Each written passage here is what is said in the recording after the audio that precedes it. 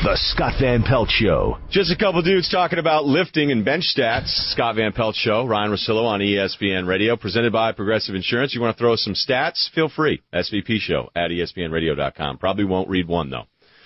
Joining us now is Scott Van Pelt, who's at home. I'm so bored. I know you are. You're dying. You sent me an email last night at 3 a.m. saying, whatever you're doing, stop.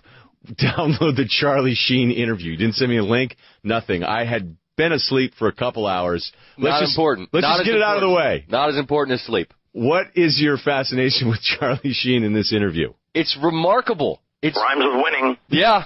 Hello. Winning. Winning? Anyone? Okay. On Friday, we give out winners. And if you don't think, Mike Singletary, I want winners, that's great and all, but there's no chance that we're ever going to hear anything ever again on Fridays except this. Winning? Anyone? My man is just gone. And the guy who's doing the interview, okay, first of all, some of the worst fake media laughs that have ever been done. Yeah, and then my man's just not listening because Sheen tells him I'm an F-18 and I'm going to deploy my ordnance from the sky and whatever else. And then the guy's like, all right, Charlie, you going to tell us about your new tattoo? And all I'm thinking is, look, sometimes our interviews might get a little sideways, I'll admit. But if you're listening to the man speaking, you just have to just pump the brakes and go, Chuck, man, what are you doing right now? Winning? Anyone? Oh, my God. I was up at 3:30 in the morning listening to it over and over again just to try to pick out, like, the gnarly Gnarlingtons. There's like 12 new SportsCenter catchphrases that were hatched out of this interview. It's the most fascinating thing I've ever heard. How bad do you want to actually be on SportsCenter tonight, even though it's your night off, just so you can say this? Winning? Anyone?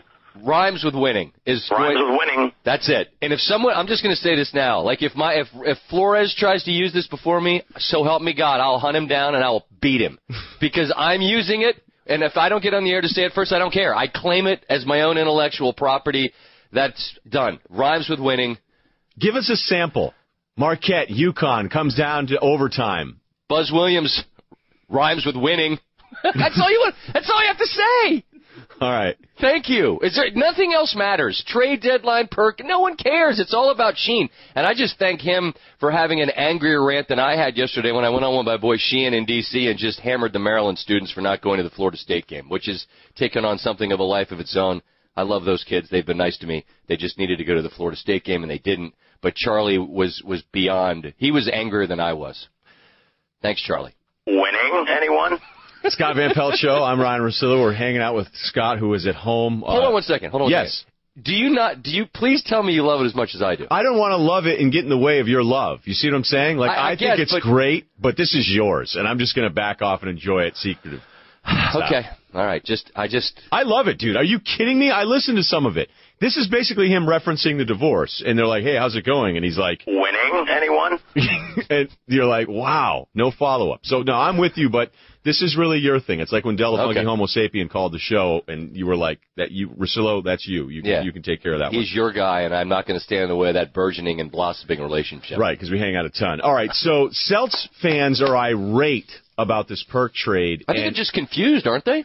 Well, I think they're like, this is their anchor. But the analogy I made was that it's kind of like that backup catcher on the World Series team that you think he's so awesome, and you're like, yeah, he had that awesome at-bat. He had that walk in Game 4. And you think, like, there's nothing you could do without him. Obviously, Perk's more important than a backup catcher. Yeah. But here's the thing I don't get. People are thinking the Celtics locker room is a mess. Are you telling me these vets who've been through all of these battles, who have won before, now they're not going to be the same team and they're going to be bummed out, not be able to win the playoffs? I don't buy that. Here's why he's not Francisco Cervelli. You can't tell anybody that's a Celtic fan that they don't win another ring last summer if Perkins doesn't go down. I mean, I think they view him as that important. And I believe that they win Game 7 if they have him, and they didn't. And now it's like, all right, well, we get Green, who, yeah, I like him. He's youngish. He can help us translate from old to young because I think good organizations see the future. It's a chess game. It's not checkers, it's chess. We've got to consider 2 years from now, not just now. And you need to get a little bit younger, I understand. But you need size to compete with the big advantage you have over Miami is your size. If you get to the Lakers, you know that they've got the Gasol, Bynum, like et cetera, all that length. And I don't love moving him just because I don't get it unless Ryan, and you understand this way better than I do.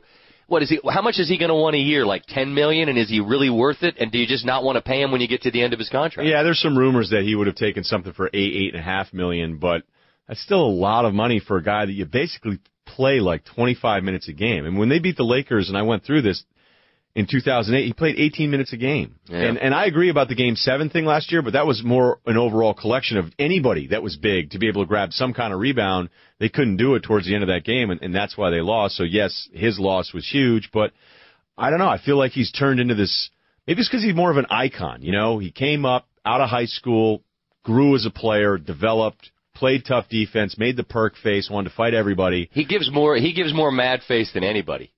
Anybody. Stink Eye Galore. That should be his nickname. Stink Eye Galore. I don't know if that's taken yet. So I don't think so. Available. Scott Van Pelt Show with Scott Van Pelt. I'm Ryen Russillo here on ESPN Radio and ESPNRadio.com. What do you have planned for this weekend other than a lot of tweeting and hit the button if I'm going to give out picks. I mean, you're giving out picks right now? I mean, I'm going to give them out on Twitter like I did last weekend when all I did was winning. Anyone? Yeah, rhymes with winning. Pretty much that's what it was. I'm this weekend. I'm set up for a colossal. You crushed it last week. What? 11-2. 11-2. We gave out winners on Twitter. I'll scan the board for that. It's pouring. People they're tweeting me, hey, it should be called the Russillo Show. You're right. It's not like I don't want to be doing the show, but again, there's only a certain number of days contractually that I'm allowed to work 14 hours a day, or else labor unions that don't exist get involved and they come in and go, no, the old man's he's gonna be in a pine box if we continue this pace. So really, I'm bored. Are you around? Let's go out. Let's rage. Let's kill Hartford tonight. You and I. Bingo. Let's get Wilson. Get Wilson on the phone. We'll rage. We'll punch people in the face. It'll be really, really a good time. That sounds like this. Rhymes with winning. Yeah. Honestly. Are you giving out any picks? How mad did you get on Twitter last night because you said Nick Cage's movie looks pretty good? Yeah. See, here's what I've learned about the Twitter is that you assume that people's sarcasm meter is up. And here's what I tweeted about, okay, because we've all seen the trailers to the new Nick Cage vehicle, right?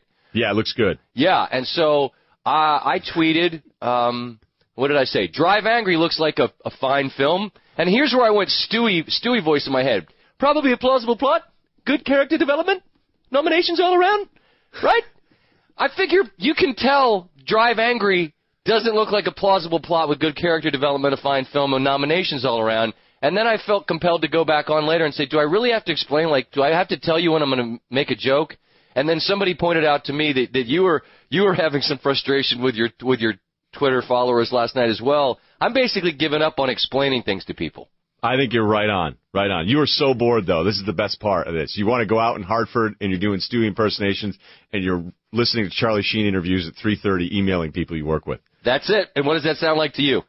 Winning. Anyone? Thank you. All right. We'll talk to you later today. Have a hell of a show. Scott Van Pelt Show, right here on ESPN Radio. That's him, guys. He's gone. He'll be back next week.